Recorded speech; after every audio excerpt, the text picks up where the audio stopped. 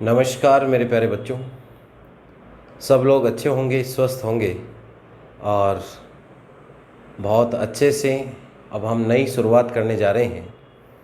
और भगवान से मेरी यही प्रार्थना और यही दुआ रहेगी कि आप सभी लोग इस नई शुरुआत में एक अपना सहयोगी कदम दें और उसके साथ साथ हम नई नई सफलता और नए नए मुकाम प्राप्त कर पाएँ। तो देखिए प्यारे बच्चों, आज हम जो शुरू करने जा रहे हैं एमएससी मैथमेटिक्स और final year, MSc mathematics final year की बात करने जा रहा हूँ आज। एमएससी मैथमेटिक्स फाइनल ईयर में देखिए प्यारे बच्चों, हम क्या करने वाले हैं, किस स्ट्रेटजी पे चलना है, क्योंकि प्रीवियस के आप एग्ज़ाम नहीं दे पाए इसलिए एक्सपीरियंस थोड़ा कम है। और नेक्स्ट ईयर कैसा होने वाला है, किस प्रकार से चलना है, ये सारी चीज़ें पे बात करते हुए आज हम कौन सा पेपर शुरू करने वाले हैं, कितने पेपर्स होंगे, कौन कौन से पेपर चूज़ करने होंगे या सारे पेपर कंपलसरी होते हैं जैसा कि हमारे प्रीवियस में थे। तो बहुत सारे मन के प्रश्न हैं। पहले उन प्रश्नों से एक एक से मुखातिब होते हैं और एक एक प्रश्न का हल या अपन उत्तर या जवाब करते हुए फिर आगे बढ़ेंगे। समझ रहे हो बातों को ध्यानपूर्वक? तो क्लास मिस ना करिएगा, पूरी बातें सुनिएगा ध्यानपूर्वक, जो आपके पूरे सेशन में, पूरे सत्र में, पूरे एमएससी फाइनल ईयर में बहुत बेनिफिशियल साबित होंगी। और अगर यहाँ से अगर संभल के कदम उठाया तो आगे भी अगर आप नेट करते हो, पीएचडी करते हो, फर्स्ट ग्रेड तैयारी करते हो, जिस प्रकार से आप आगे बढ़ना चाहते हो उनमें भी ये बातें बहुत ध्यानपूर्वक सुननी है, जिससे कि आगे हमेशा अपने काम आती रहें। ठीक है बच्चों? अब देखिए मेरे प्यारे बच्चों, हम जो बताने जा रहे हैं आपको, इसमें क्या होगा हमारे पास कि जैसे प्रीवियस में एमएससी प्रीवियस मैथमेटिक्स के एग्ज़ाम नहीं दे पाए तो प्रीवियस में हमारे पास पेपर कितने थे? Total 5 paper. टोटल कितने थे हमारे पास? 5 पेपर थे। और अब भी हमारे पास पेपर कितने हैं? 5। प्रीवियस में हमारे पास बाउंडेशन होती है कि मेरे प्यारे बच्चों कि पाँचों के पाँचों पेपर जो सिलेबस में लिखे होते हैं वो ही लेने होते हैं। समझ गए मेरी बातें? लेकिन फाइनल ईयर में ऐसा नहीं होता है। फाइनल ईयर में एमएससी फाइनल में हमारे पास पेपर तो कितने हैं? टोटल पेपर्स कितने होने हैं आपके पास? टोटल पेपर्स तो वही कितने होने हैं? 5।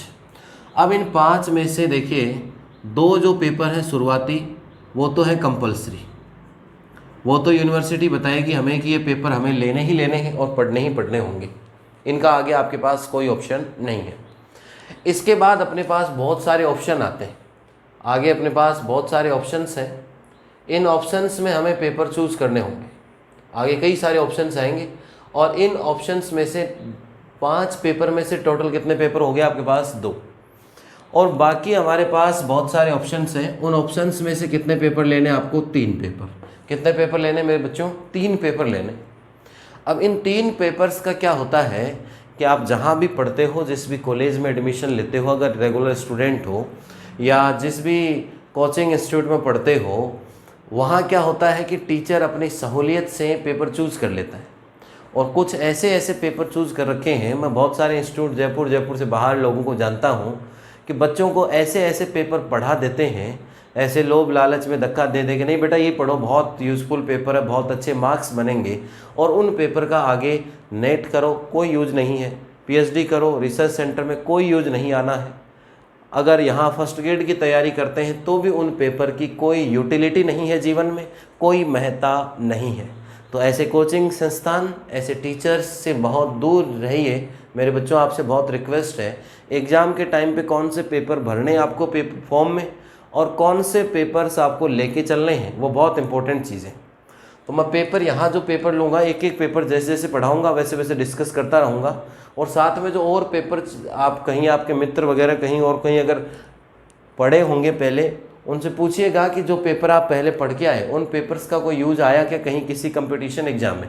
देखिए प्यारे बच्चों, आगे देना तो कंपटीशन है, चाहे नेट का दीजिए, चाहे पीएचडी एंट्रेंस दीजिए, चाहे कोई सा भी एग्ज़ाम दीजिए, लेकिन जो पेपर यहाँ पढ़ के जाते हैं उन पेपर्स की आगे यूटिलिटी तो आनी चाहिए। फर्स्ट ग्रेड में देते हैं अपन, कॉलेज लेक्चरर में जाना चाहते हैं अपन, तो उनमें यूटिलिटी आनी चाहिए, उस पेपर का यूज़ आना चाहिए। लेकिन उस पेपर का कहीं यूज ही नहीं आता। वो अपनी सुविधा के लिए और आपके भविष्य को गर्त में डुबो देते हैं। इसलिए पेपर बहुत सोच समझ के चूज़ करना मेरे प्यारे बच्चों। ऐसे पेपर्स लेके चलूँगा जो आगे हमारे जीवन में यूजफुल रहेंगे, कोई भी एग्ज़ाम हम देते हैं उसमें काम आएंगे, पहली चीज़। दूसरी चीज़ ये है कि उन पेपर्स को पढ़ने और पढ़ाने का तरीका भी बहुत महत्वपूर्ण होता है। हर कोई उन पेपर्स को नहीं पढ़ा सकता चलते ही, इसीलिए तो वो ऐसे रटे रटाए 2-4 पेपर हैं, बस उन्हीं में आपको फंसाए रखते हैं, बच्चों को फंसाए रखते हैं, बच्चे उसमें फंसे जाते हैं। हर सालों साल एक ट्रेंड बन गया, उस ट्रेंड से हटिएगा थोड़ा सा, मेहनत उतनी ही करनी पड़ेगी, लेकिन जो मेहनत करते हो वो एक सही डायरेक्शन में होगी मेरे बच्चों, तो आपको सफलता ज़रूर मिलेगी। अब मेहनत की सही डायरेक्शन, यहाँ 3 पेपर पढ़ के जाते हैं, हम आगे कोई भी एग्ज़ाम देते हैं, उन 3 पेपर की कोई यूटिलिटी नहीं है। और एक यहाँ से ऐसे डंके डंके पेपर हम अगर पढ़ के जाएँ, यहाँ से अगर अच्छे अच्छे हम पेपर पढ़ के जाएँ, बहुत सारी चॉइस है इसमें, बहुत सारी चॉइस दे रखी है यूनिवर्सिटी ने। अगर यहाँ से हम अगर ढंग के पेपर्स पढ़ के जाएँ तो कोई भी एग्ज़ाम दे, वहाँ से इनमें से अगर हर एक बुक में भी 2-2 4-4 क्वेश्चंस भी उस एग्ज़ाम में मिलेंगे तो बहुत बेनिफिशियल होता है। कंपटीशन में सिलेक्शन के लिए एकमात्र क्वेश्चन होता है, एकमात्र क्वेश्चन ही ऐसा होता है जो अपने सिलेक्शन को रोकता है या करवाता है। भाई 10, 20, 30 के अंतर या गैप से रह जाते हैं, वो कोई रहना नहीं है, इसका मतलब आपकी कमी है। लेकिन 1-2 क्वेश्चन से या 1-2 नंबर से जो बच्चा रह जाता है एग्ज़ाम में, वो बच्चे के लिए क्वेश्चन बहुत महत्वपूर्ण है। उसने क्या पढ़ा, क्या कंटेंट किया, वो बहुत सारी चीज़ें उसकी मायने रखती हैं। इसलिए बच्चों यहाँ से कौन से पेपर लेके चलने हैं, इसलिए वो बहुत इंपॉर्टेंट चीज़ है। तो मैं एक एक चीज़ बताऊंगा। एज ए यूनिवर्सिटी टॉपर होने के नाते मैं आपको इतना गाइडेंस ज़रूर दूंगा कि बच्चों इन पेपर्स को चूज कीजिए। और वो पेपर हर कोई पढ़ा नहीं सकता, इसीलिए वो आपको एक ट्रेंड बना रखा है कि रटा रटाया माल पढ़ाने वाला भी आपको दे देता है, पढ़ने वाले भी उसी राह पे चले जाते हैं और उन चीज़ों के आगे कोई यूटिलिटी नहीं आती। चाहे कोई भी एग्ज़ाम दीजिए आप, नेट का दीजिए, पीएचडी एंट्रेंस दीजिए, फर्स्ट ग्रेड दीजिए, उन पेपर्स का यूजफुल ही नहीं है। कॉलेज लेक्चरर दीजिए, उनका यूज ही नहीं आता। ऐसे ऐसे पेपर्स पढ़ाए जा रहे हैं खुद के लालच के लिए कि फीस आ जाए तुरंत काम हो जाए। ऐसे टीचर से, ऐसे संस्थान से दूर रहिए। कॉलेज में आप बिल्कुल फ्री हो, जब फॉर्म आएंगे तब मैं और डिस्कस से बताऊंगा। जो पेपर वैसे तुम पढ़ाऊंगा ही सारे पेपर, तो बिल्कुल इश्यू नहीं आएगा उन चीज़ों का। और कॉलेज में जब फॉर्म भरोगे तो उस समय भी पेपर्स कौन से चूज़ करने बहुत इंपॉर्टेंस है। एक जिस रास्ते से भीड़ जा रही है उस रास्ते से मत जाओ, रास्ता अलग चुनो, जिससे कि आगे फिर धक्के नहीं खाने पड़े जीवन में। समझ रहे होगे बातों को भली भांति। आप तो वैसे ही बड़े बच्चे हो सारे, एक तो बीएससी वाले होते हैं मेरे प्यारे बच्चे, अब आप तो थोड़े बड़े बच्चों में आ गए, तो वैसे ही बातें बहुत जल्दी समझ जाते हैं कंपटीशन। और जैसे फर्स्ट ग्रेड में पढ़ाता हूँ, सेकंड ग्रेड में, वो और भी जल्दी पकड़ जाते हैं इन चीज़ों को कि सर क्या कह रहे हैं। इसलिए ध्यानपूर्वक थोड़ा सा गौर लगाइए, ऐसे आँख बंद करके मत जाइए, आँख बंद करके मत जाइए। दूसरी चीज़, एक एक चीज़ मैं यहाँ लिखवाने वाला हूँ, ध्यान से सुनिएगा मेरी बातें। बोर्ड पे में चाहे थ्योरी का पेपर हो, कुछ पेपर में थ्योरी आएगी, थ्योरी का मतलब उसमें थ्योरम्स होंगे आपके पास। तो थ्योरम्स में देखिए, मीडियम अपना एमएससी का बहुत अच्छे से मालूम है आपको, मीडियम अपना क्या रहेगा, इंग्लिश रहेगा। मीडियम बहुत अच्छे से मालूम आपको क्या रहेगा, इंग्लिश रहेगा। ठीक है बच्चों, अब मीडियम अपना इंग्लिश रहेगा, एग्ज़ाम में भी हमें इंग्लिश में ही लिखनी है चीज़ें, लेकिन हम ज़िंदगी के 15 कक्षा तक हिंदी में पढ़ के आए, 15th क्लास तक या बीएससी तक, ग्रेजुएशन तक हम किस में पढ़ के आए, हिंदी में पढ़ के आए। बहुत सारे बच्चे इंग्लिश से इंग्लिश आ रहे हैं, उनके तो कोई इश्यू नहीं है, लेकिन हम जो लोग हैं वो भाई बहुत सारे बच्चे हिंदी में पढ़ के आए। ठीक है, अब जो बच्चे हिंदी में पढ़ के आए वो अचानक से थोड़ा बहुत प्रीवियस में थोड़ी बहुत चीज़ें सीख पाए होंगे, आप लोग भी थोड़े बहुत टर्म्स हिंदी से किस में सीख पाए, इंग्लिश में। वो भी बड़ी मुश्किल से रट पाए। अगर इंग्लिश का मतलब मालूम है तो उसका हिंदी में क्या कहते हैं वो मालूम नहीं, और जो मालूम इंग्लिश में है वो हिंदी में नहीं, जो हिंदी में है वो इंग्लिश में नहीं। इस समस्या से छुटकारा पाने के लिए मेरे से बेहतर कोई ऑप्शन नहीं मिलेगा आपको। इसका कारण ये है कि आप मेरी कोई भी क्लास पीछे की बीएससी, एमएससी, ग्रेजुएशन, कोई से भी मैथ्स, फिजिक्स, कोई सा भी सेक्शन जाके देखिए, मैं हमेशा एक वर्ड हिंदी का बोलूँगा तो एक वर्ड किसका बोलूँगा, इंग्लिश का। अब अपन को एमएससी में आपके मन में प्रश्न आ रहा होगा कि सर हम तो पेपर इंग्लिश में देना है। पेपर किस में देना है बच्चों, इंग्लिश में देना है, कैसे करेंगे सर, आप हिंदी बताओगे। तो देखिए सिस्टम, देखिए मेरे बच्चों, देखिए टर्म्स बताऊंगा, लिखूंगा सारा किसके अंदर, हिंदी में, इंग्लिश में। ठीक है प्यारे बच्चों, पूरा किस में लिखने वाला हूँ मैं, इंग्लिश में। बहुत सारे बच्चों की मैं कई बार कॉपीज़ देखता हूँ एग्ज़ाम के, आप लोगों के, तो एग्ज़ाम में मैं ये पाता हूँ कि एमएससी में बच्चों को छोटी छोटी स्पेलिंग नहीं आती, जिनका मतलब और कुछ ही निकल जाता है। उसका कारण ये है कि पढ़ाने वाला टीचर बोर्ड का इस्तेमाल करते ही नहीं, बोर्ड पे कुछ लिखते ही नहीं है। क्या लिखें, खुद ही बहुत महान अंग्रेजी में, कहाँ से लिखेंगे, खुद ही बहुत महान है। बड़े बड़े वादे तो कर लेते हैं, लेकिन जब लिखावट पे आते हैं तो फेल हैं गुरुजी। इसलिए बच्चों की क्या गलती है? तो सारी चीज़ें मैं बोर्ड पे लिखने वाला हूँ, पहली चीज़ इंग्लिश में, ठीक है। इसके अलावा साथ साथ में मैं आपको ये भी बताने वाला हूँ कि आपके पास इस शब्द का हिंदी में, आप पीछे बीएससी ग्रेजुएशन में इस इंग्लिश वाले का हिंदी में ये मतलब होता था, और जिसे आप तुरंत समझ जाओगे कि हाँ गुरुजी इसका तो हम मीनिंग भी जानते हैं, इसका हम फॉर्मूला भी जानते हैं, इसका तो हम परिभाषा या डेफिनेशन भी जानते हैं। इसकी तो हम क्या जानते हैं बच्चों, परिभाषा या डेफिनेशन भी जानते हैं। समझ में आई मेरी बात, क्या कहना चाह रहा हूँ मैं? लिखने का सारा काम टोटल A to Z मैं बोर्ड पे लिखूंगा। पढ़े हुए बच्चे सब जानते हैं, सारी चीज़ें मैं यहीं डिस्कस करता हूँ। उससे कुछ फ़र्क नहीं पड़ता, उससे आपकी इंग्लिश सॉलिड होगी, जीवन में कभी भी कहीं भी आगे जाओगे पढ़ने पढ़ाने तो बहुत बेहतर रहेगा बच्चों। ये चीज़ें छोटी छोटी लगती हैं लेकिन बहुत इंपॉर्टेंस रहती है इनकी।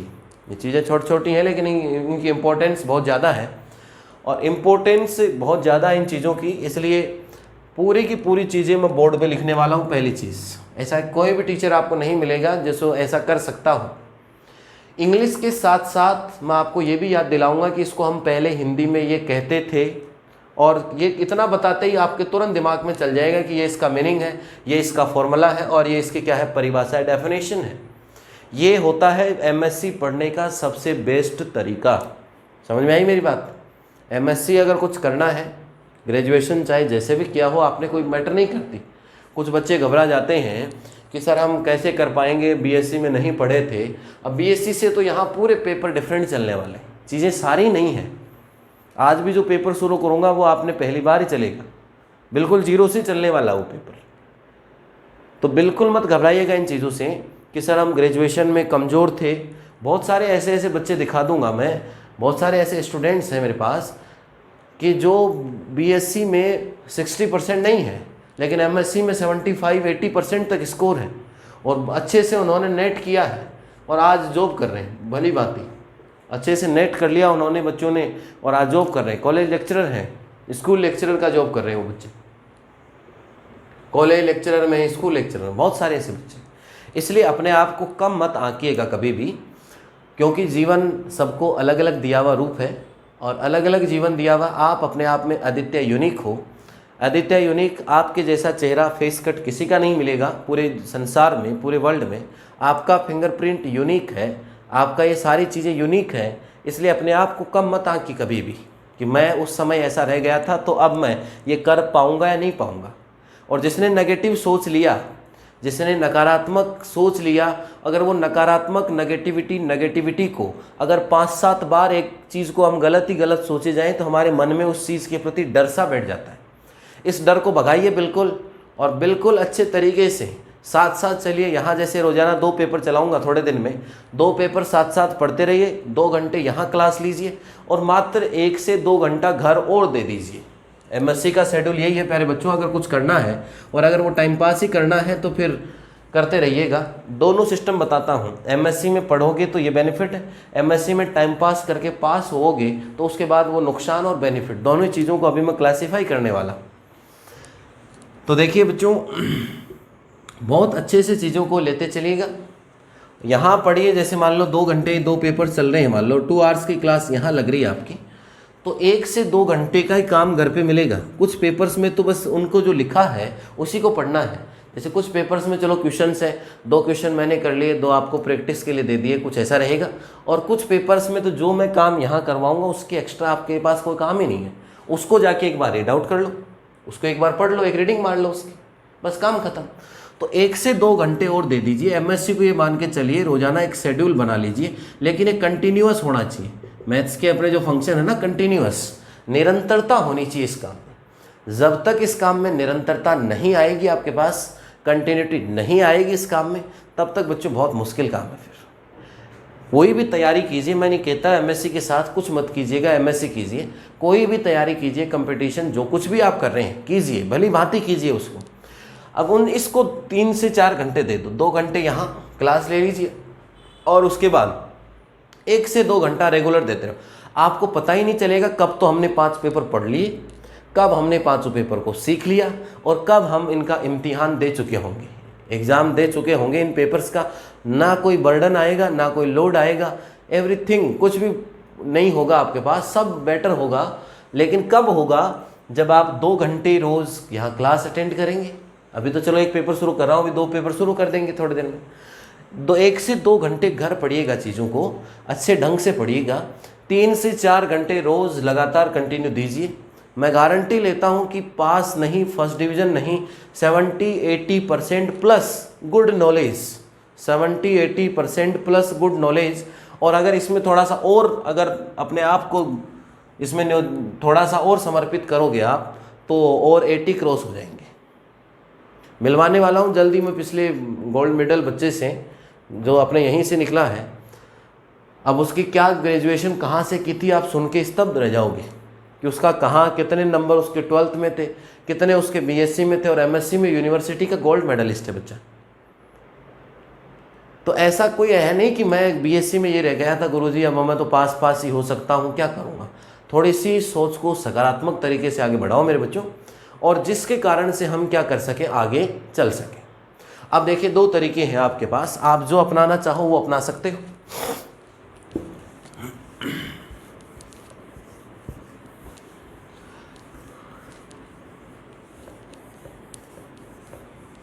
यहां से देखिए मेरे बच्चों कि हमारे पास एक तो ये है कि हम एमएससी कर रहे हैं, एमएससी फाइनल ईयर कर रहे हैं, और 2 ऑप्शन है इसके। एक तो हम बहुत बेहतरीन ढंग से कर रहे हैं, अच्छे ढंग से पढ़ाई के साथ कर रहे हैं, और एक हम इसी चीज़ को क्या कर रहे हैं, टाइम पास तरीके से। अब सुनिए, यहाँ अगर अच्छे से पढ़ लोगे तो एमएससी के साथ साथ, मैं कभी भी ऐसे नहीं हवा में नहीं पढ़ाता हूँ कि ये वहाँ से आ गया, ये बीएससी में आपने पढ़ा होगा, ये 12वीं से आप जानते होंगे। मैं सारी चीज़ें डिस्कस करके चलता हूँ, चाहे उसमें 2-5 क्लास एक्स्ट्रा लग जाए, लेकिन उससे कोई फ़र्क नहीं पड़ता। मैं सारी चीज़ें बेसिक से लेके चलूँगा, सारी चीज़ें बहुत अच्छे से डिस्कस करके लेके चलने वाला हूँ मैं। तो यहाँ से देखिए सारे कंसेप्ट क्लियर हो जाएंगे, बीएससी के कंसेप्ट क्लियर हो जाएंगे मेरे बच्चों। और कंसेप्ट किसके क्लियर हो जाएंगे, आपके एमएससी तो पढ़ ही रहे हैं अपन, एमएससी के कंसेप्ट क्लियर हो जाएंगे। थोड़ा सा टाइम एक्स्ट्रा दे दोगे तो ठीक है। और अगर यहाँ से आपके कंसेप्ट क्लियर हो गए, ठीक है, तो कोई भी एग्ज़ाम दीजिए, नेट का दीजिए, या चाहे आप अपने 2nd ग्रेड का दीजिए, 1st ग्रेड का दीजिए, कोई सा भी एग्ज़ाम दीजिए बच्चों। आपको मालूम है 2nd ग्रेड 1st ग्रेड में कितना पोर्शन आता है बीएससी एमएससी का, मालूम होगा। अगर यहाँ से भली भांति चीज़ें सीख गए, इस 1 साल अगर अच्छे से मेहनत कर लोगे तो बहुत कुछ सीख जाओगे। एमएससी का ही नहीं, मैं हमेशा बेसिक से डेवलप करता हूँ कंसेप्ट। कई तो पेपर में शुरू करने से पहले 10-10 दिन एक्स्ट्रा पढ़ाता हूँ। वो एक्स्ट्रा इसलिए पढ़ाता हूँ, जैसे फाइनल ईयर में अलजेब्रा है आपका, वो प्रीवियस में आप पढ़ के आए होंगे थोड़ा बहुत अलजेब्रा, तो अलजेब्रा वाले पेपर में मैं 10 दिन एक्स्ट्रा पढ़ाता हूँ। डिफरेंशियल इक्वेशन का पेपर, उसमें मैं 1 सप्ताह 10 दिन के करीब और पढ़ाता हूँ पहले, उसके बाद फाइनल पे आता हूँ। क्यों आता हूँ? क्योंकि वहाँ से किसके कंसेप्ट डेवलप करता हूँ, बीएससी या ग्रेजुएशन के कंसेप्ट डेवलप करता हूँ। और बीएससी या ग्रेजुएशन के कंसेप्ट मेरे बच्चों डेवलप हो गए तो एमएससी के कंसेप्ट डेवलप होने ही होने। तो इस प्रकार से यहाँ का नॉलेज पूरा आ जाएगा आपके पास। और अगर इधर से टाइम पास कर लिया कि हमें तो पास ही होना है गुरुजी, है ना, और जब पास ही होना हो आपको तो क्या करेंगे उसमें, आप यहाँ से कुछ नहीं सीख पाए। एमएससी में पास तो हो गए, लेकिन एमएससी का भी अब हमें किताबों के नाम ही मालूम नहीं है, और बीएससी में का तो कुछ मालूम होना ही नहीं है, क्योंकि एमएससी कर ली, बीएससी का तो कोई थोड़ा बहुत सीखा था वो भी हम भूल गए। यही होना है। अब ना हमें बीएससी का आता है, ना हमें एमएससी का आता है, देने तो यही एग्ज़ाम है, net, 1st grade 2nd grade, यही एग्ज़ाम देने। 1st ग्रेड 2nd ग्रेड तो लगभग बच्चों को देने।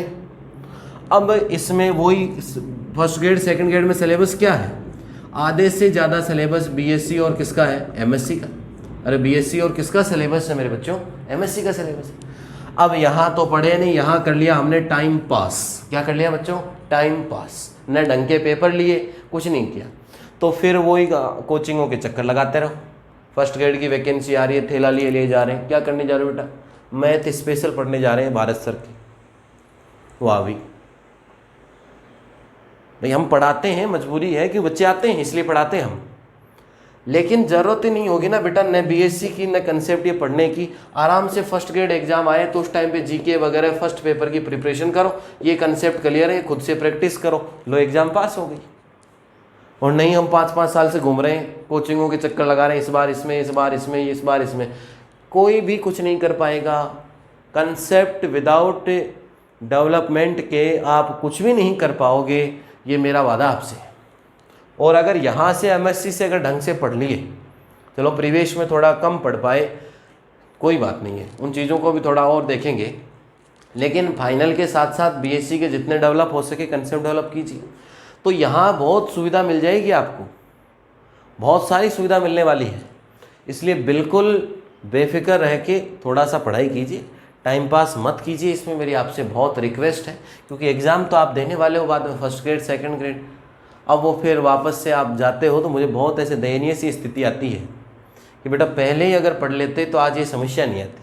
लेकिन गाइडेंस के अभाव में, सूचनाओं के अभाव में, एक अच्छे पथ प्रदर्शक या मार्गदर्शन के अभाव में ये सारी चीज़ें हो रही हैं, और बाज़ार है एक दुकान रूपी धंधा बन गया कोचिंग। अब मैं भी फर्स्ट ग्रेड सेकंड ग्रेड पढ़ाता हूँ, लेकिन मैं यहाँ से मेरा कोई लालच नहीं देख रहा कि भाई मेरे पास आप फर्स्ट ग्रेड में आ जाओ, सेकंड ग्रेड में आ जाओ, टाइम पास कर लो, इधर भी फीस ले लूँ, इधर भी फीस ले लूँ, फर्स्ट ग्रेड सेकंड ग्रेड नहीं भाई। एक बार पढ़ लो ढंग से, एक बार चीज़ों को क्लियर कर लो, चाहे कोई भी एग्ज़ाम हो, इन टॉपिक से रिलेवेंट देते रहो।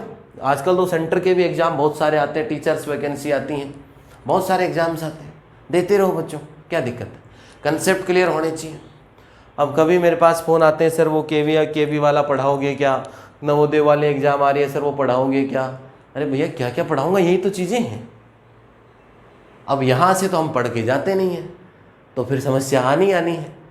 इसलिए आपसे बहुत विनती या रिक्वेस्ट है, एमएससी को थोड़ा सा सीरियस लीजिए, और इस बार मेरे हिसाब से थोड़े से पेपर भी आपके थोड़े से टिपिकल स्टैंडर्ड के आने वाले, रटा रटाया काम नहीं चलने वाला, क्योंकि जो एग्ज़ामिनर या जो पेपर सेटर है, पेपर सेटर को भी भली भांति मालूम है कि आपने प्रीवियस में एग्ज़ाम नहीं दिया, और प्रीवियस में एग्ज़ाम नहीं दिया तो पेपर सेटर इतना आसानी से आपको छोड़ने वाला नहीं है।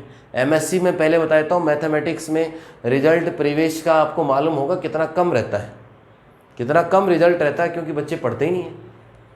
वो पढ़ते हैं तो फिर कंसेप्ट से नहीं पढ़ते तो फेल हो जाते हैं। फिर देखो साहब कहता हूँ मैं तो, अब इस बार सारे के सारे बच्चे कहाँ आ गए फाइनल में, तो ऐसा तो है नहीं कि और साल तो 1000 बच्चे एमएससी करते हैं और इस बार 10,000 बच्चे एमएससी कर लेंगे, ऐसा नहीं करने देगा यूनिवर्सिटी। पेपर सेटर टाइट रहेगा, पेपर सेट करने वाला ऐसा पेपर देगा जिसमें कंसेप्ट भी होंगे, ये मेरी पूरी गारंटी है। आप जब पेपर आएँ तो इस बात को नोट डाउन करके लिख लीजिए कि सर ने पहले दिन पहली क्लास में कहा था कि इस बार वो और सालों की तरह 5 साल के पेपर पढ़ने से काम नहीं चलने वाला है। ये मैं पहले कह रहा हूँ बच्चों, नहीं तो फिर 1 साल बर्बाद हो जाएगी। जो खुशी मिली है ना आपको प्रीवियस में, तुरंत फाइनल में आ गए, ये खुशी वापस से धूमिल हो जाएगी मेरे बच्चों। इसलिए अभी से पढ़ना शुरू कर दीजिएगा, पहली चीज़। दूसरी चीज़ है बच्चों कि अगर पेपर सेटर जो पेपर बनाएगा वो नब्ज आपकी टाइट रखेगा। अब नब्ज टाइट रखने का मतलब ये है कि 5 साल के जो रटा रटाए 5-7 क्वेश्चन वो नहीं आएंगे।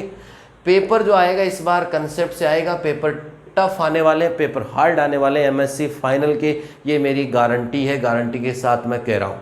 चाहे नोट लगा लीजिए आपकी नोटबुक में सबसे ऊपर कि सर ने पहले दिन ये बात कही थी, और लास्ट दिन जब पेपर पूरे कंप्लीट हो जाए उस दिन मुझे कॉल करके पूछ लीजिएगा आप।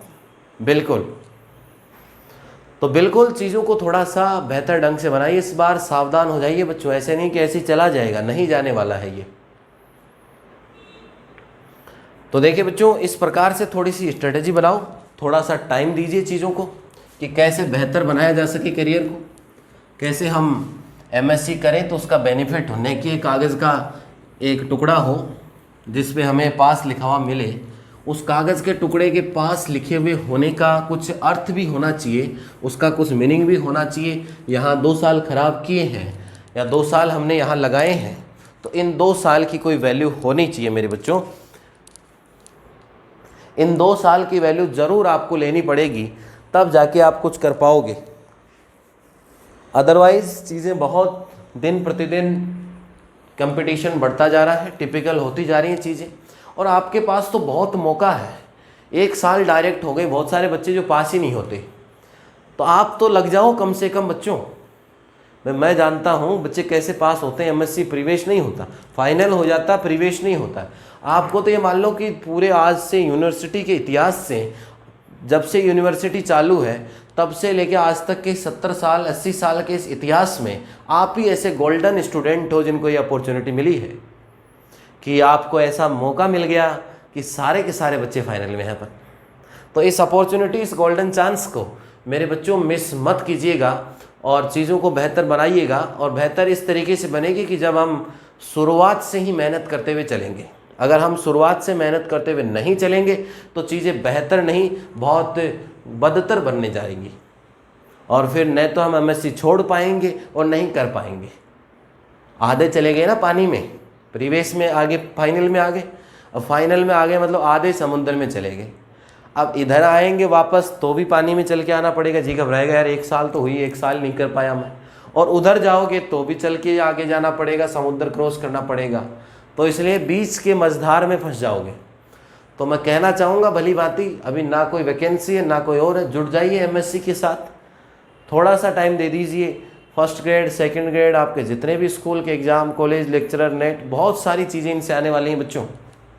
और यहाँ से अगर टाइम पास कर लिया तो फिर कोचिंगों में थैला लिए घूमते रहना, मेरे पास भी आते रहना, घूमते रहना। एक बार मेरे पास पढ़ लेते हैं, फिर और कहीं पढ़ते हैं, फिर और कहीं पढ़ते हैं, पता नहीं वहाँ क्या मिल जाएगा। मिलना क्या है, कुछ नहीं मिलना। कंसेप्ट हम क्लियर करते नहीं, चीज़ों को हम टाइम देते नहीं। पढ़ाने वालों ने धंधा बना रखा है इसको कि एमएससी में कहते हैं बच्चा कर लो ऐसे कर लो, टाइम पास 5 साल रट लो, काम हो जाएगा। फिर क्या करोगे, कुछ नहीं होगा। इसलिए बच्चों चीज़ों को बेहतर बनाइए और अच्छे से चलिएगा, ठीक है। कौन कौन से पेपर हैं, कौन कौन से बुक्स आपको खरीदनी है, वो मैं बाद में एक क्लास में डिस्कस करने वाला हूँ। अभी थोड़ी थोड़ी आदत बनाइए पढ़ने की मेरे साथ साथ। एक बार एक पेपर शुरू कराऊँ मैं लाप्लास ट्रांसफॉर्म का, और थोड़ी थोड़ी सी आदत बनाइए बच्चों, ज़्यादा की भी ज़रूरत नहीं, एक बार धीरे धीरे आदत बनाइए।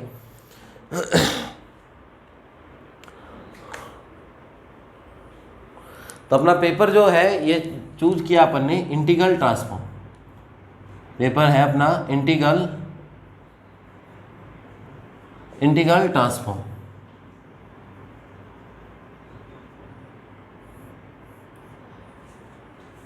इंटीग्रल ट्रांसफॉर्म कौन सा पेपर फर्स्ट है, कौन सा सेकंड है, कौन सा थर्ड है, अभी तो एक ही पेपर चालू किया, इसलिए पढ़ते जाइए, बिल्कुल निश्चिंत रहिए, इतना दिमाग मत लगाइए। एक बार उसके बाद आराम से बता दूंगा मैं कि कौन से पेपर में कितनी बुक्स हैं, कैसे चलना है, कैसे लेना है, सारी चीज़ें। आप तो पढ़ना शुरू कीजिए। आम खाने से पहले आम के पेड़ गिनना शुरू कर देते हैं आजकल, बहुत ख़राब आदत है ये, है ना। पहले चीज़ों को सीखिए भली भांति, ये तो सब मालूम चल जाएगा कि ये यूनिट फर्स्ट में है, सेकंड में है। भाई एक बार सीख तो लीजिए इसको, है तो सिलेबस में ही अपनी चीज़ें, तो बस बेहतर ढंग से सीखिए। Integral transform, integral transform. अब देखिए इसमें हम सबसे पहले पढ़ने वाले हैं लीनियर इंटीग्रल ट्रांसफॉर्म। क्या पढ़ने वाले हैं हम? सबसे पहले हेडिंग लगाइए मेरे प्यारे बच्चों, लीनियर इंटीग्रल ट्रांसफॉर्म।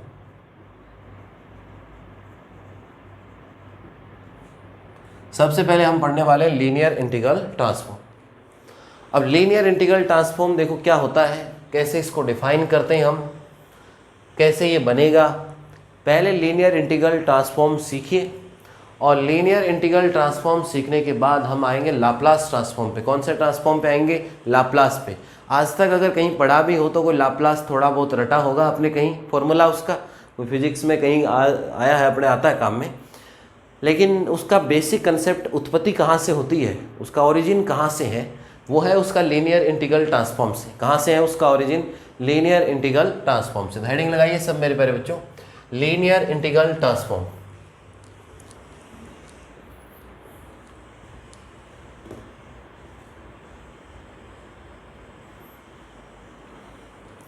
देखिए सबसे पहले इसमें लीनियर इंटीग्रल ट्रांसफॉर्म पढ़ने से पहले चीज़ों को समझिए, लिखना नहीं है। एक बार हमारे पास क्या होगा, एक फंक्शन या फलन होगा। एक फंक्शन क्या होगा मेरे प्यारे बच्चों? F x. फंक्शन क्या होगा? एफ एक्स होगा, और कोई इंटरवल में डिफाइन होगा। कोई भी इंटरवल होगी एक आपके पास, फाइनाइट इंटरवल या अंतराल, जिसके अंदर ये फंक्शन डिफाइन होगा ए टू बी में। हमारे पास क्या है, एक फलन या फंक्शन, और फलन या फंक्शन डिफाइन है कोई भी दिए हुए अंतराल या जिसको कहते हैं प्रिस्क्राइब्ड इंटरवल 8a से किस में डिफाइन है, आपके पास b में डिफाइन है। चीज़ों को बहुत ध्यान से समझिएगा, बारीकी से पढ़ाऊंगा b में। फंक्शन या फलन आपके पास fx जो कि डिफाइन है किसी भी इंटरवल या किसके अंदर है, ab में। एक चीज़ तो ये होगी। बनाऊं कैसे मैं ऐसे रटे रटाई डेफिनेशन नहीं लिखवाने वाला हूँ आपको, क्योंकि एग्जाम में डेफिनेशन नहीं पूछेगा, कंसेप्ट क्लियर होने चाहिए। पूरी बुक हम पढ़ लेंगे लेकिन कोई बच्चा चलते ये नहीं बता सकता कि लीनियर इंटीग्रल ट्रांसफॉर्म बनता कैसे। लीनियर इंटीग्रल ट्रांसफॉर्म बनता कैसे, बुक पूरी पढ़ लेंगे लेकिन पहली चीज़ हमें मालूम नहीं है, बुक की बेसिक नाम का ही मालूम नहीं है कि लीनियर इंटीग्रल ट्रांसफॉर्म सर बनेगा कैसे। अगर कोई आपसे पूछ ले तो नहीं बता सकते। पूछ लीजिए आप एमएससी किए बच्चे से, जो डेफिनेशन मैं यहाँ बताऊँगा एग्जैक्ट चीज़ें अगर वो कोई बता दे तो मुझे बताइए फिर, क्योंकि तरीका ही बदल गया, पढ़ाने का ही तरीका, पढ़ाने हर कोई पढ़ा रहा है। खुद एमएससी जिनसे नहीं हो पाई, बड़ी मुश्किल से ऊपर वाले की दुआ हाथ जोड़ जोड़ के बेड़ा पार नैया लगाई, वो अब एमएससी पढ़ा रहे हैं और आप पढ़ते जा रहे हो, मजबूरी है। दूर रहिए इनसे, ऐसे लोगों से। फंक्शन आपके पास डिफाइन है क्या, fx, x का फंक्शन है आपके पास और x की वैल्यू कोई प्रिस्क्राइब्ड मतलब दी हुई प्रिस्क्राइब्ड इंटरवल होगा और इस प्रिस्क्राइब्ड इंटरवल ए बी से है आपके पास किसकी वैल्यू, x की वैल्यू। तो हम पढ़ेंगे कैसे इन चीज़ों को कि हमारे पास a function defined fx on a prescribed interval A B, on a prescribed interval A B. इसके बाद हमारे पास एक दूसरा है kxp। क्या है मेरे प्यारे बच्चों, kxp। kxp क्या चीज़ है, kxp एक डेफिनिट फंक्शन। kxp क्या चीज़ है आपके पास, एक डेफिनिट फंक्शन है। kxp क्या है मेरे प्यारे बच्चों, एक डेफिनिट फंक्शन है। kxp क्या चीज़ है, kxp is a definite function. kxp क्या चीज़ है आपके, एक निश्चित फलन है। kxp is a definite function of x। किसका फंक्शन है, डेफिनिट फंक्शन ऑफ x। अब बोले सर ये तो x की बात हुई, अभी p की बात नहीं हुई। अरे किसकी बात हुई, x की अभी तक किसकी बात नहीं कर पाए हम, p की बात नहीं कर पाए। तो ये जो फंक्शन है definite function of x for each value of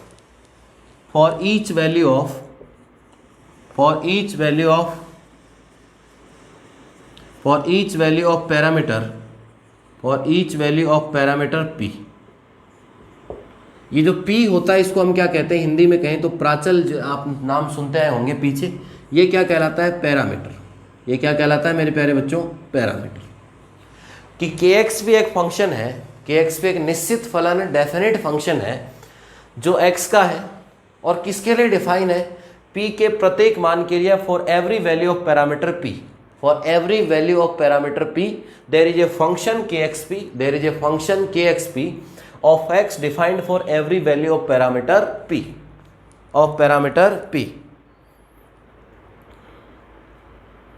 और ये जो पैरामीटर p होता है आपके पास, ये जो p पैरामीटर होता है, ये होता है p is independent of x, p is independent of x।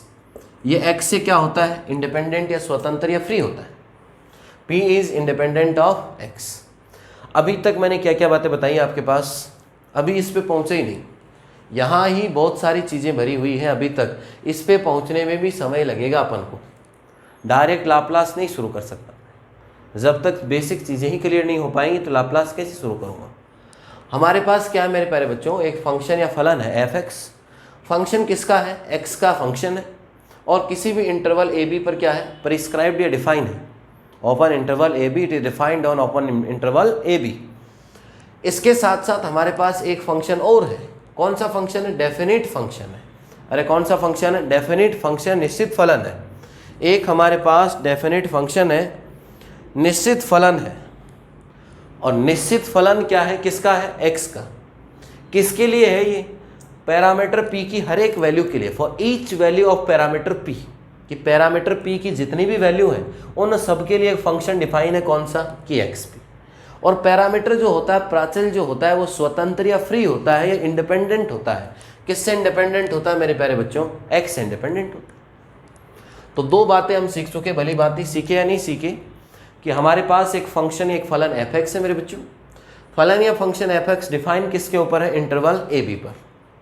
इसके साथ साथ हमारे पास एक फंक्शन के एक्स भी डिफाइन है। वो किस प्रकार से डिफाइन है कि वो एक्स का तो फंक्शन है और काम किस पे करता है, पैरामीटर पी से चलता है। वो पैरामीटर पी की हर एक वैल्यू के लिए अपने पास फंक्शन बनेगा और जो पी पैरामीटर होता है वो किस पे डिपेंड नहीं करता, एक्स पे डिपेंड नहीं करता। किस पे डिपेंड नहीं करता प्यारे बच्चों, एक्स पे। यहाँ तक चीज़ें सबके क्लियर, यहाँ तक चीज़ें सबके क्लियर। तब क्या होगा आपके पास, तब एक लीनियर ट्रांसफॉर्म डिफाइन कर सकते हैं हम। तब क्या करेंगे, लीनियर इंटीग्रल ट्रांसफॉर्म। तब हम क्या डिफाइन करेंगे, linear integral transform defined such as. किस प्रकार से डिफाइन होगी मेरे प्यारे बच्चों, ट्रांसफॉर्म का मतलब टी से किस फंक्शन की है, एफ एक्स की, और प्राचल या पैरामीटर कौन है, इंटरवल कितना है, ए टू बी। इंटरवल कितना है मेरे प्यारे बच्चों, ए टू बी। ये क्या है आपके पास, के एक्स पी। ये क्या है आपके पास, के एक्स पी। ये क्या है आपके पास, के एक्स पी। और इनटू कितना करते हैं इसमें, फंक्शन एफ एक्स और क्या होता है, डी एक्स। इस प्रकार से अगर हम डिफाइन करेंगे तो ये जो बना आपके पास ट्रांसफॉर्म फंक्शन एफ एक्स के लिए है और पैरामीटर या प्राचल कौन है, इसका पी है।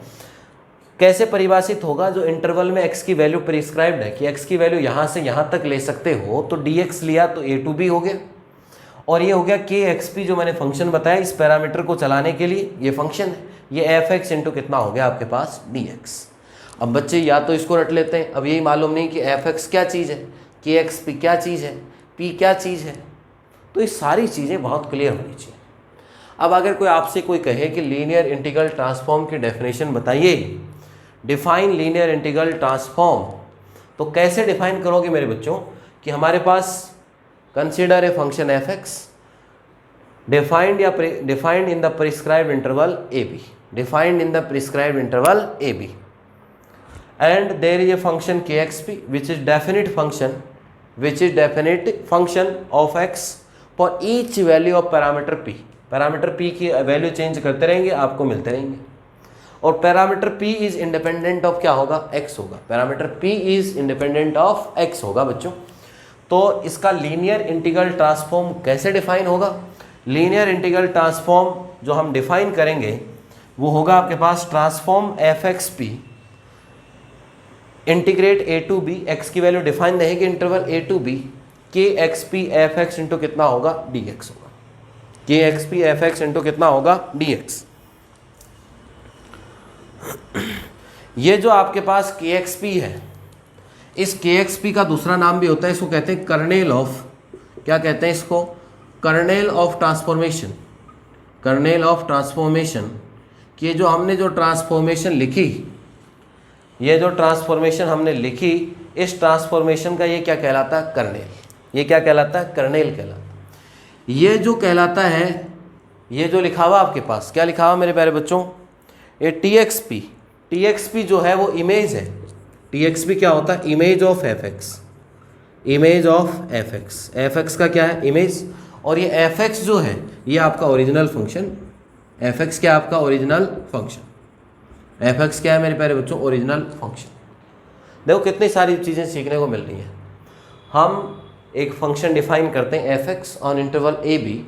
कैसे फंक्शन को डिफाइन करना आपको कि इसके साथ साथ एक डेफिनेट फंक्शन होगा, एक निश्चित फलन होगा के एक्स पी। के एक्स पी डेफिनेट फंक्शन नहीं हो सकता बच्चों, फिर तो आगे प्रोसीजर ही नहीं बढ़ पाएगा। और x for each value of parameter P, x का फंक्शन होगा ये और पैरामीटर पी के हर एक वैल्यू के लिए, ठीक है। प्राचल की वैल्यू बदल सकते हैं हम, और पी किससे इंडिपेंडेंट होता है, एक्स पर निर्भर नहीं करता। तो हम क्या बनाना चाहते हैं, लीनियर इंटीग्रल ट्रांसफॉर्म बनाना चाहते हैं। तो लीनियर इंटीग्रल ट्रांसफॉर्म डिफाइन होगी transformation of function F X with parameter P. अगर इसको एक्चुअल पढ़ना चाहें तो क्या पढ़ पाएंगे, transformation of function F X with parameter P is equal to from integrate A to B के X P F X D X, K X P F X D X. जो ये फंक्शन कह रहे थे जिसको, उसका वास्तविक नाम क्या होता है, कर्नेल ऑफ ट्रांसफॉर्मेशन। अब ये ट्रांसफॉर्मेशन बन गई तो इसको हम क्या पढ़ेंगे, कर्नेल पढ़ेंगे। क्या पढ़ेंगे इसको, कर्नेल। ये जो होता है ये इमेज होती है कौन से फंक्शन की, एफ एक्स की विद पैरामीटर क्या होता है, पी। और ओरिजिनल फंक्शन कौन है आपके पास, एफ एक्स। अब बोलो इस फॉर्मूले में इसका मतलब आपको पता है कि इमेज है एफ की, इसका मतलब मालूम है कर्नेल है, इसका मतलब क्या है एफ एक्स। कर्नेल और एफ एक्स बने कैसे वो मैंने ऊपर बता ही दिया आपको। अब किसी प्रकार की कोई समस्या नहीं रह सकती। तो इस प्रकार से चीज़ों को बेहतर ढंग से चलते रहिएगा। पेपर थ्योरेटिकल नहीं है, लेकिन पेपर की कुछ बेसिक चीज़ें हैं वो फिर रोजाना मैं कहूँगा कर्नेल ये लेना है तो कर्नेल ही मालूम नहीं चलेगा। ये पेपर कैलकुलेटिव है सारा, क्वेश्चन पे क्वेश्चन आएंगे, कैलकुलेशन पे calculation, integration limit, integration limit, limit integration, यही चलने वाला है इसमें। लेकिन ये बेसिक चीज़ें तो मालूम हो मेरे बच्चों।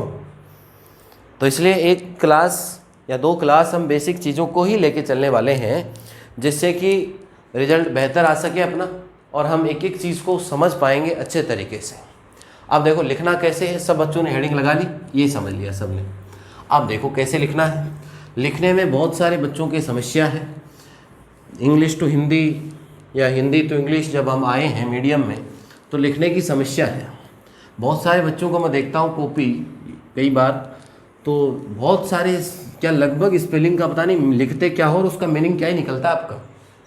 लिखते क्या हो और मीनिंग उसका क्या ही निकलता है कि मैथ्स में मायने नहीं रखती। अब बेटा वो जोड़ बाकी वाली मैथ नहीं रही है कि आपका लिखना मायने नहीं रखेगा।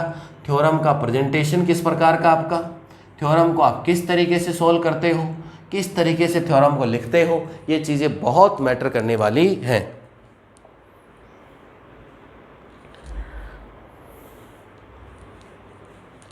तो देखो क्या लिखना है इसमें, कंसीडर, अब लिख लीजिए बच्चों, consider a function F x, consider a function F x, consider a function F x defined in prescribed interval, defined in prescribed interval, defined in prescribed interval, prescribed का मतलब दी हुई जो भी interval, prescribed interval a b for x, consider a function f x defined in prescribed interval a b for x, कि हमारे पास F x क्या है, क्या फंक्शन है, किसका है, एक्स का, और किस में डिफाइन है, किस में परिभाषित है, इंटरवल ए टू बी में परिभाषित है।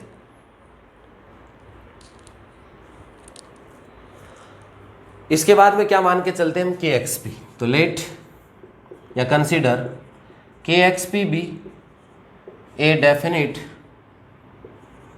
Function, let K X B be a definite function of x, definite function of x for each value of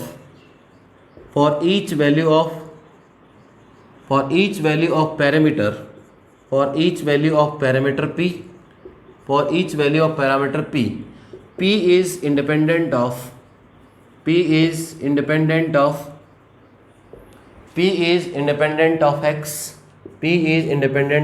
x, कि के एक्स भी एक डेफिनेट फंक्शन निश्चित फलन है जो हर एक पैरामीटर की वैल्यू के अनुसार डिफाइन होगा, और पी की जो वैल्यू है वो किस पे डिपेंड नहीं करेगी, एक्स पे डिपेंड नहीं करेगी।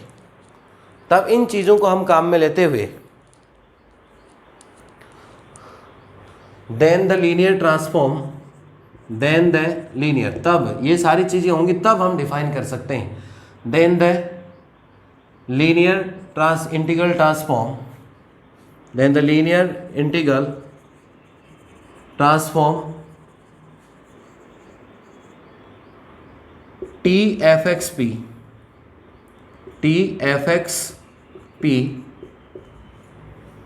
of the function f x defined such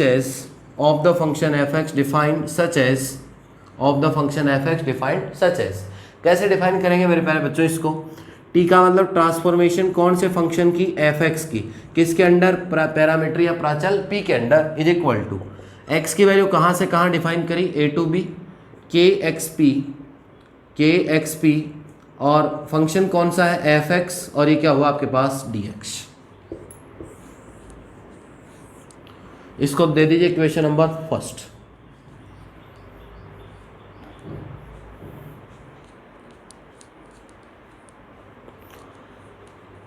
के एक्स पी क्या होता है मेरे प्यारे बच्चों, kernel, T F X P होती है इमेज या प्रतिबिंब होता है किसका, एफ एक्स का, और एफ एक्स क्या होता है, ओरिजिनल फंक्शन होता है। Where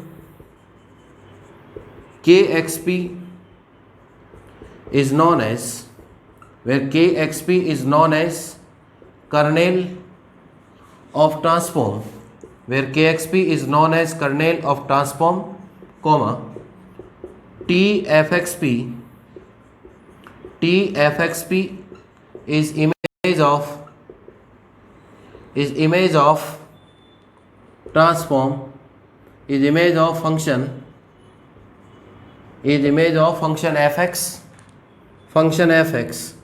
and fx is the original function, and fx is the original function, इस तरीके से बच्चों में चलने वाला हूँ। चाहे कोई भी डेफिनेशन हो, कोई भी थ्योरम हो, एक एक चीज़ लिख के चलने वाला हूँ। तो इससे देखो दो बेनिफिट होंगे। एक तो आप लिखना सीख जाओगे, चीज़ों को कैसे लिखना है। आजकल ट्रेंड है कि हिंदी मीडियम, इंग्लिश मीडियम कहीं भी पढ़ाते हो, प्राइवेट गवर्नमेंट सब जगह ज़रूरी है। तो हिंदी आती है तो इंग्लिश आना ज़रूरी है, इंग्लिश आती है तो हिंदी आना भी बहुत ज़रूरी है। सारी चीज़ें बहुत महत्वपूर्ण हो गई हैं। तो साथ साथ कोई भी नई चीज़ आएगी उसका मीनिंग बताता रहूँगा। एक बार लिखना सीख गए, सारे वर्डिंग सीख गए, सारे वोकेबलरी सीख गए मैथ्स की, तो फिर कहीं भी चाहे कुछ भी कीजिए कोई मैटर नहीं करेगा। तो इस तरीके से मैं एक एक चीज़ लिख के पढ़ाने वाला हूँ। हमेशा से ऐसे पढ़ाता रहा हूँ मैं। पीछे भी नोट्स बनाने का भी यही तरीका रहेगा, साथ साथ नोट्स बनाते रहे। कहीं भी कोई ऐसा नहीं कि लो नोट्स पकड़ा दिए, उससे कोई फ़ायदा नहीं होने वाला। वो रखे रहते हैं, एग्ज़ाम में भी नहीं खुल पाते। तो इसलिए नोट्स बनाइए। एक बार मैं बोल रहा हूँ, दो तीन बार चीज़ों को, फिर लिख रहा हूँ, यहाँ देख रहे हो, आप खुद कॉपी में लिख रहे हो, फिर एक दो बार और पढ़ लोगे तो चीज़ें बहुत बेहतर ढंग से समझ आ जाओगी।